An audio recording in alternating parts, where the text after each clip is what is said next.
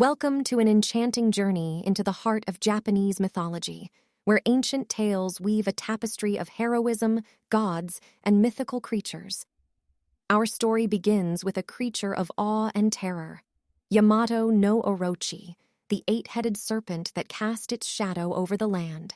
In a time when the world was still young and the gods walked among mortals, there lived a great hero named Susanoo. As the storm god, Susanoo wielded powers that rivaled the fury of the tempests. He was both revered and feared, for his actions could shape the destiny of the mortal realm. Susanoo's path led him to the province of Izumo, where he encountered a family steeped in sorrow.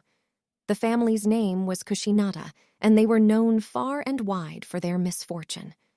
Their pain was deepened by a cruel fate.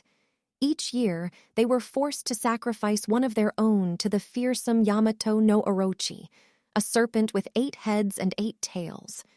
The serpent was a creature of darkness, a monstrous embodiment of chaos that demanded a terrifying price to be paid in exchange for sparing the land from its wrath. Year after year, a virgin from the Kushinada family was offered as a sacrifice, and the serpent's hunger was momentarily sated. However, Susanoo, with his heart burning with righteousness, could not stand idly by.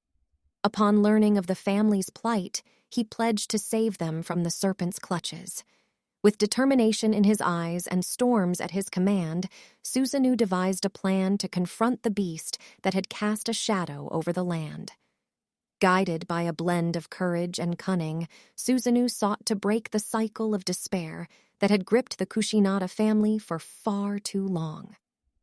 He met with the head of the family, an elderly man who bore the weight of sorrow in his eyes.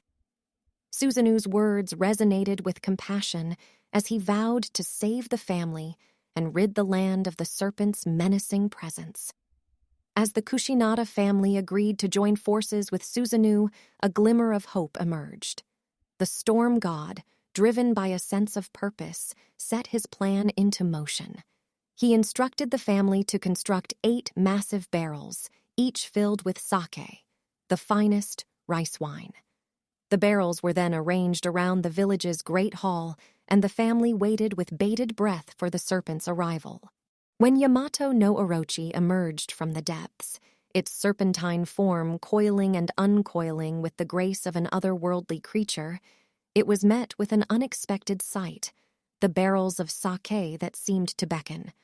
The serpent, its senses piqued by the scent of the fine wine, approached the barrels with curiosity, and thus a perilous dance between gods and serpent began. A dance that would determine the fate of the Kushinada family and the very destiny of the land. As Yamato no Orochi approached each barrel, Susanoo's plan would be put to the test. The storm god's intentions remained shrouded in mystery, yet his determination to face the serpent head-on was clear. As Yamato no Orochi approached the barrels of saké, its 8 heads twisted and turned, each head's eyes glistening with curiosity. Susanoo's plan was shrouded in mystery, and the villagers watched with a mixture of hope and trepidation. Would the storm god's strategy prove successful in breaking the cycle of sacrifice and despair? The serpent's heads descended upon the barrels, each head savoring the scent of saké that wafted through the air. The saké's aroma was enticing, its sweetness captivating the serpent's senses.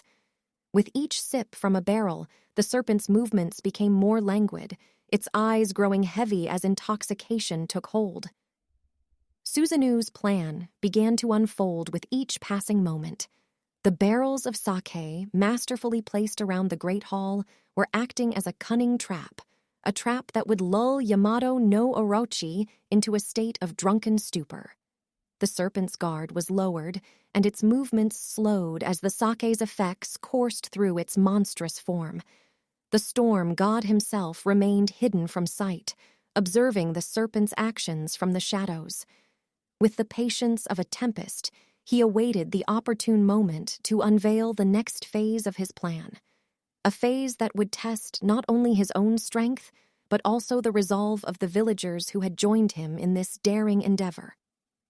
As Yamato no Orochi continued to indulge in the sake-filled barrels, its 8 heads grew heavy and its movements grew sluggish. The serpent's once menacing presence had been reduced to a lethargic state, a state that allowed Susanoo to make his move.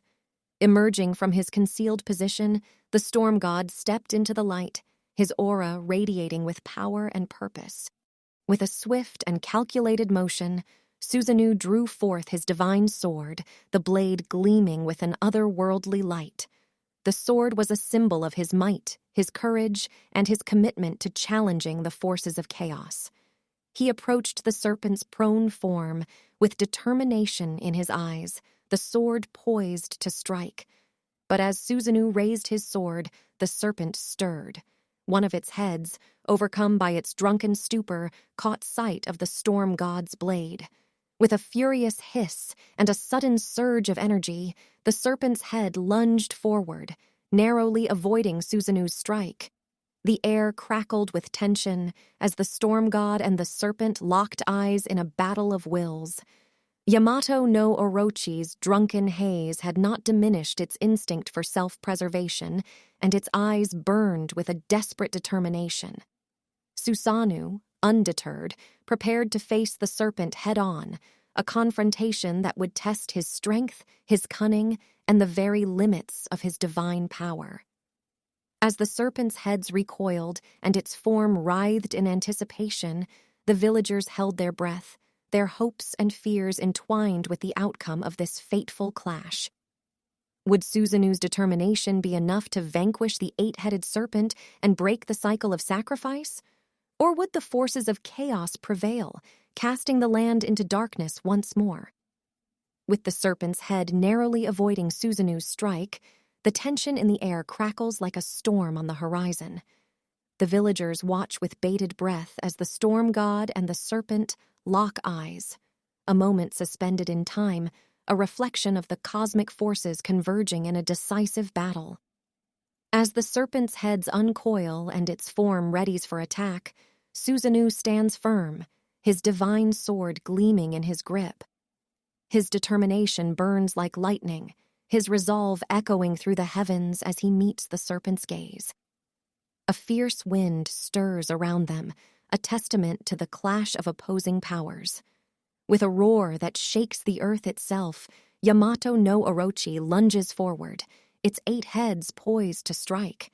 The ground quakes as the serpent's immense form propels it toward Susanoo, its intent clear, to defend its existence, to resist the storm god's challenge, and to preserve the balance it has upset for so long.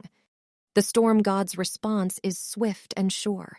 With a mighty swing of his sword, Susanoo channels his divine strength, unleashing a strike that cleaves through the air like a thunderbolt. The blade meets the serpent's form, and a resounding clash reverberates through the land. Sparks fly as steel meets scales, and the heavens themselves seem to hold their breath. The impact of the blow is felt across the realm, a clash that transcends mere physicality. It is a clash of ideologies, of cosmic forces, a clash that echoes the very essence of creation itself. The serpent recoils, its heads writhing in pain as the storm god's blade pierces its hide. Yet the serpent remains undeterred, fueled by an indomitable will to survive. As the battle unfolds, Susanoo and Yamato no Orochi engage in a dance of power and strategy. The storm god's divine sword strikes with precision, each blow a testament to his determination to break the cycle of sacrifice. But the serpent is no ordinary foe. It possesses resilience born from eons of existence, a resilience that defies the storm god's efforts. Amid the chouse of battle, the villagers watch with a mixture of awe and trepidation. Their hopes rest on the outcome of this epic clash, a clash that holds the fate of their land and the legacy of their family. The air is charged with the energy of divinity, a force that shapes destinies and weaves the fabric of myth. The air trembles with the echoes of battle as Susanoo and the serpent continue their fierce struggle. the storm god's divine sword cleaves through the serpent's form, each strike delivering a powerful message, a message of determination, of defiance against the forces that seek to keep the land in darkness. The serpent's heads writhe and hiss, its serpentine body contorting in agony, yet its resolve remains unbroken, a testament to the primal instinct of survival.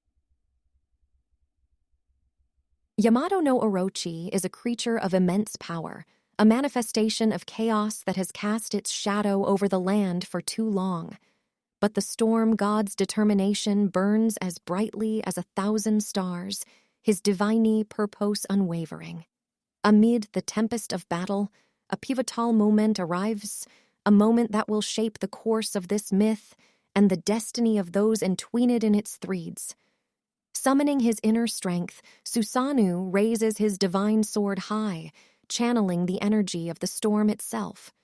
With a mighty roar that reverberates through the heavens, he delivers a final, thunderous blow to the serpent's form. The divine blade strikes true, its brilliance illuminating the land in a blinding flash. The serpent's form quakes, its heads faltering as they emit a chorus of agonized cries.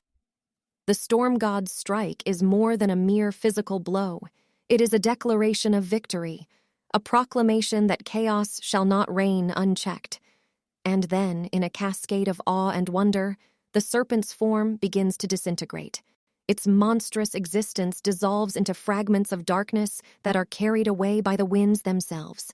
The land shudders as the serpent's grip weakens, as its hold on the world loosens and fades. The sickly of sacrifice, of despair, is shattered. As the last echoes of the serpent's hiss fade into the distance, a profound silence settles upon the land. The storm god stands amidst the remnants of his triumph, his divine sword gleaming in the aftermath of battle. The villagers emerge from their shelters, their faces alight with awe and gratitude.